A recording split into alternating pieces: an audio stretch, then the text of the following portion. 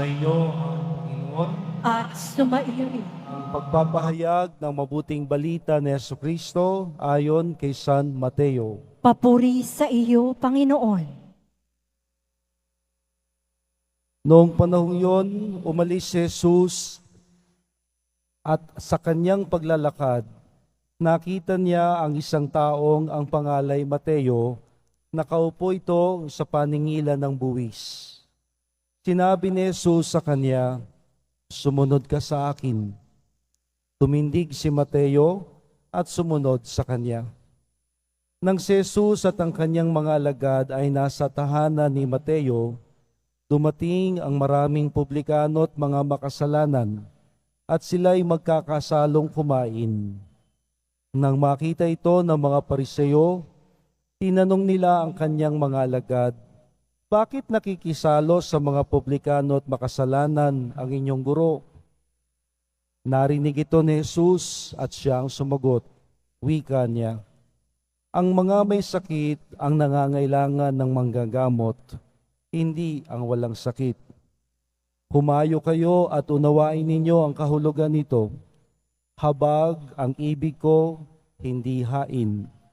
Sapagkat naparito ako upang tawagin ang makasalanan, hindi ang mga banal." Ang mabuting balita ng ating kaligtasan. Pinupuri ka namin, Panginoong Hesukristo. Magsiupo muna po ang lahat. Magandang hapon pong muli sa ating lahat at maraming salamat po na sa kabila ng makulimlim na panahon, may ulan, sagot sa ating mga dasal, naririto tayo upang isabuhay at muling pasiglahin ang ating debosyon sa mahal na pong Jesus Nazareno.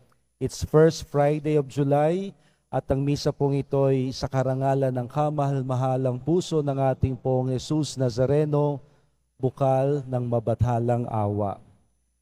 Atin pong narinig sa Ebanghelyo, itong Ebanghelyo ni San Mateo na naglalarawan ng pagtawag ng Panginoon kay Mateo. The calling of Matthew. So maririnig ho natin to ulit, tiyak narinig na ho natin nang ipinagdiwang natin ang kapistahan ni San Mateo. But bibigyan ho natin ng kakaibang pagtanaw. Unang tanong na magandang ating bigyang linaw pag nilayan, naranasan nyo na bang mainip? Inip. Alam nyo na yung mainip? Yung walang ginagawa. Wala tayong magawa. Meron tayong gustong gawin, hindi natin magawa.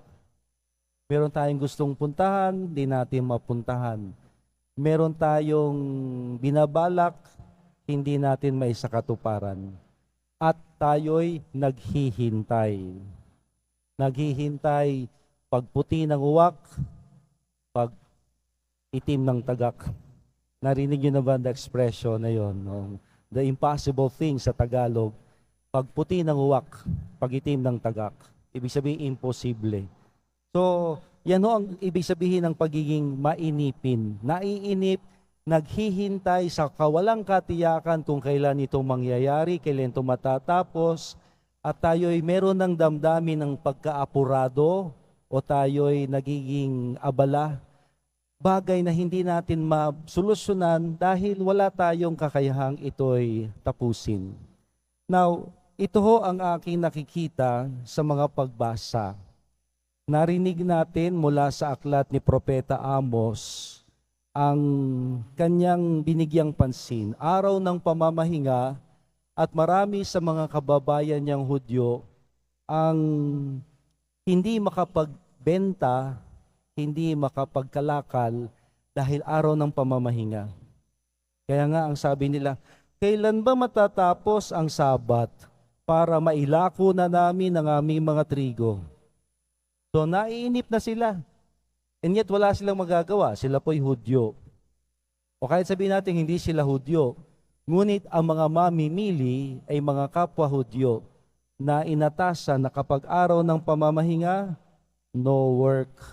Walang ibang gagawin kundi magpahinga. E naiinip na ang mga tao. At sa kanilang pagkamainipin, no? Nabuburyo na sila. Nakapag-isip sila ng maganda. Anong magandang naisip nila? Tataasan namin ng halaga. Gagamit kami ng maling takalan at dadayain namin sa timbang ang mga namimili. Sa halaga ng isang pares na sandalyas, aming bibilhin bilang alipin ang taong dukha. Ibig sabihin, gusto nilang bumawi. Yung nawalang kita, gusto nilang masambot. Araw ng pamamahinga, di tayo kumita, pues, taasan natin ang benta kapag tayo nagnegosyo na para masambot, makabig natin ang nawala sa atin. Now, yan ay isang halimbawa ng pagkamainipin. Nakaka-relate ba kayo? Yung meron kayong gustong gawin and yet hindi nyo magawa. Gayun din ho sa Ebanghelyo mula kay San Mateo, narinig natin na si Jesus sa kanyang paglalakad, nakita niya si Mateo nakaupo sa paningilan ng buwis. Siya po'y isang kobrador, mambubuwis, tax collector. At nandun siya sa kanyang pwesto, marahil naghihintay ng mga magbabayad ng buwis.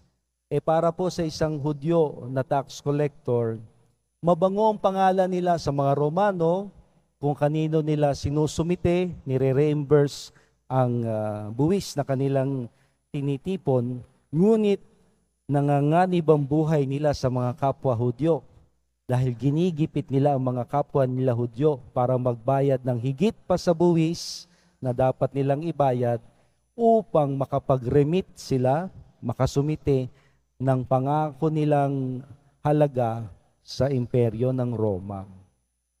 Kaya ramdam ni Mateo na mukhang walang maganda sa buhay na ito. Nanganganib siya sa mga imperyong Romano. Pag hindi siya nakapag-submit, tsugi siya. Delikado rin ang buhay niya sa kanyang mga kapwa Hudyo na ginigipit niya para magbayad ng buwis, para may maisumiti siya sa mga Romano. Kaya nang nakita niya si Jesus at anyayahan siya ni Jesus, sumunod ka sa akin, hindi siya nagdalawang isip, sumama siya kay Jesus. Pahiwatig, he must be waiting for the right time and the right person to draw him out from that experience and from that location. Father, nosebleed na naman tayo niya na. Tatagalogin natin. Hinihintay niya. Naiinip na siya. Kailan ba ako makakaalis sa trabahong ito? Kailan ba ako makakalaya sa ganitong gawain? Delikado buhay ko sa mga Romano at delikado rin buhay ko sa mga kapwa Hudyo. Paano na ako? To the rescue, dumating si Jesus at siya'y inanyayahan, sumunod ka sa akin. And mind you, hindi siya nagdalawang isip. Sumama siya kay Jesus. Kung siya ho'y masaya sa pagiging kobrador, hindi siya sasama. Mananatili siyang kobrador. Ba't ko'y pagpapalit? Napakaganda ng posisyon ko. Lahat nabibili ko, lahat nasusunod ko, lahat may takot sa akin. Ako ang sinasanto. Pero hindi. Mukhang meron hong lungkot. He must be bored. Dead bored, sabi nga ako sa English. Kaya't naghihintay lang siya ng tamang tiyempo at panahon na mayroong magyayaya o may dahilan para siya makaahon. Maliban pa ho doon, nang siya'y makaalis na sa pagiging kobrador, he threw a party and he celebrated his retirement. English 101, throwing a party.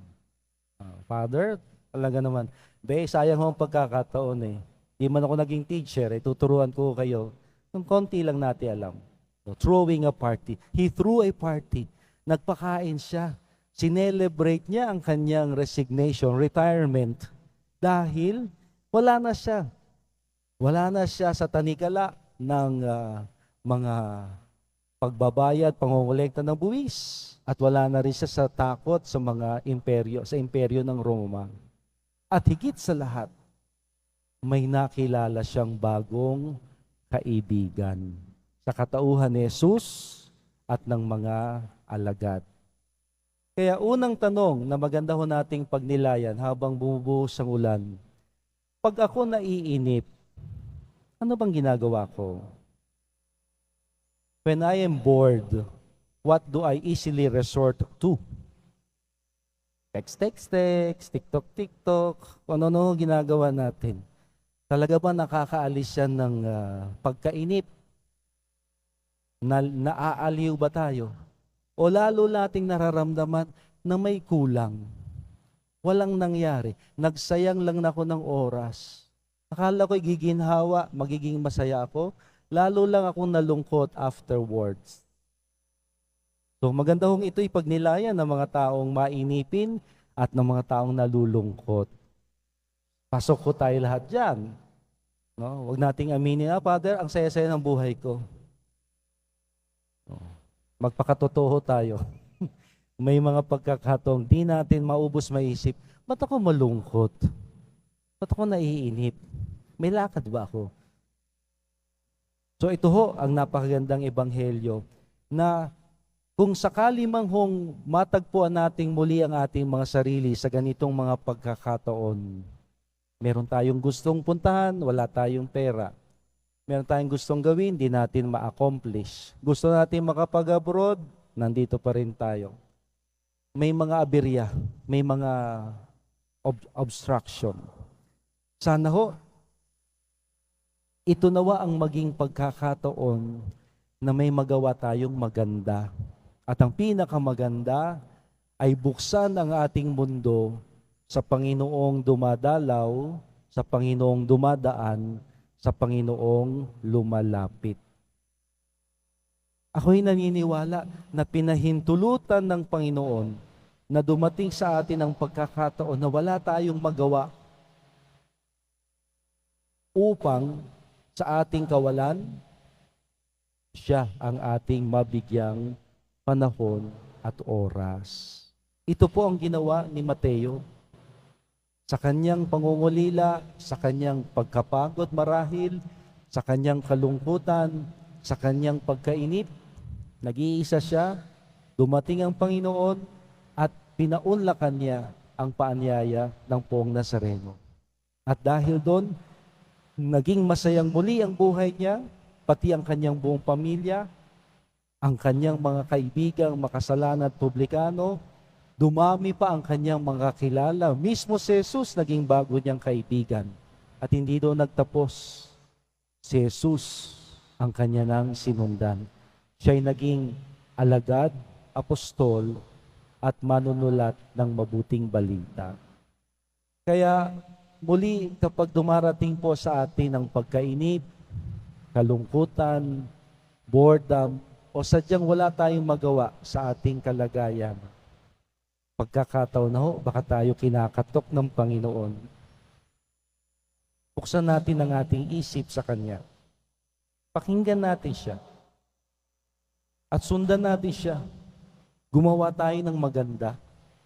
Nang sa gayon, sa gagawin nating maganda, siya ang ating higit na makikilala, siya pa ang ating bagong kaibigan at bagong kasama.